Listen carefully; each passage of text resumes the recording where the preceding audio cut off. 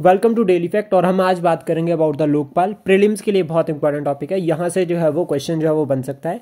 और रिसेंट में अगर हम बात करें तो अभी जो पहले जो लोकपाल थे दैट इज पीसी घोष, और अभी उसके बाद जो अपॉइंट हुए हैं दैट इज अजय मणिकर राव खनविलकर। ये जो है वो अभी रिसेंट में अपॉइंट हुए हैं as a Lokpal of India. हम बात करते हैं कंपोजिशन की, तो Lokpal consist of 8 members. Lokpal में जो 8 मेंबर्स है इसमें जो है वो 4 जो है वो जुडिशियल मेंबर है, प्लस यहाँ पर जो 50% मेंबर्स यानी कि जो बाकी जो 4 बचते हैं उसमें जो है वो SC ST OBC माइनॉरिटी और वुमेन जो है वो यहाँ से जो है वो मेंबर्स इंक्लूड होंगे। अगर हम बात करें टेन्योर की तो 5 साल का टेन्योर है, प्लस या फिर अगर हम बात करें 70 ईयर्स।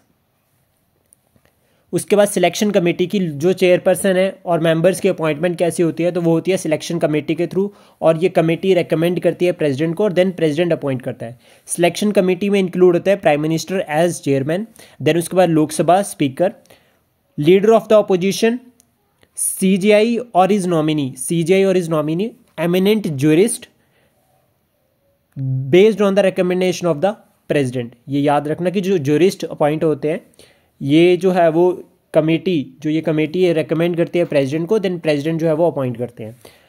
इसके बाद जो इंपॉर्टेंट है वो है कि अगर कोई इन्वेस्टिगेशन या कुछ भी केस आता है रिगार्डिंग लोकपाल, तो यहाँ पर जो है वो 60 डेज जो है वो for the completion of the inquiry and the 6 month for the completion of investigation.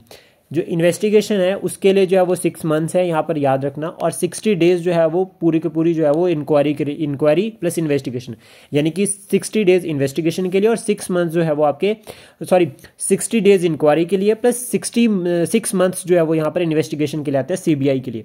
और CBI की रिटर्न रिक्वेस्ट पर ये जो 6 मंथ्स की जो इंक्वायरी है या 6 मंथ्स की जो इन्वेस्टिगेशन है इसको एक्सटेंड भी किया जा सकता है। रिमूवल की अगर हम बात करें तो लोकपाल का जो रिमूवल है, ठीक है, ये जो प्रेसिडेंट करते हैं रिमूवल, और आफ्टर एन इंक्वायरी कमेटी, जो इंक्वायरी कमेटी है जो सिलेक्शन जो अपॉइंट होगी उसकी रिकमेंडेशन के बाद ही जो है वो रिमूव करेंगे। प्लस यहाँ पर जो पिटीशन है वो साइन होनी चाहिए 100 मेंबर ऑफ द पार्लियामेंट, यानी कि आप जो पिटीशन होगी, रिमूवल पिटीशन होगी, उसको कम से कम जो है वो 100 मेंबर्स ने जो है वो मेंबर ऑफ पार्लियामेंट की बात करें अगर MPs ने जो है वो सपोर्ट किया होना चाहिए, तभी जो है वो रिमूव होंगे।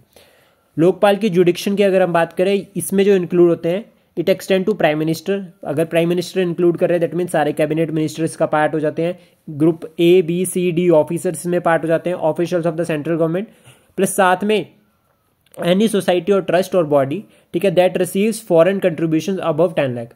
अगर कोई भी सोसाइटी या फॉरेन कोई भी ट्रस्ट बॉडी है, ठीक है, वो जो है वो 10 लाख से ऊपर जो है वो फॉरेन कंट्रीब्यूशंस को जो है वो रिसीव करती है, तो वो भी जो है वो लोकपाल के जो है वो अंडर आती है। So this is about the Lokpal. Please support, share and subscribe daily fact. Thank you for today.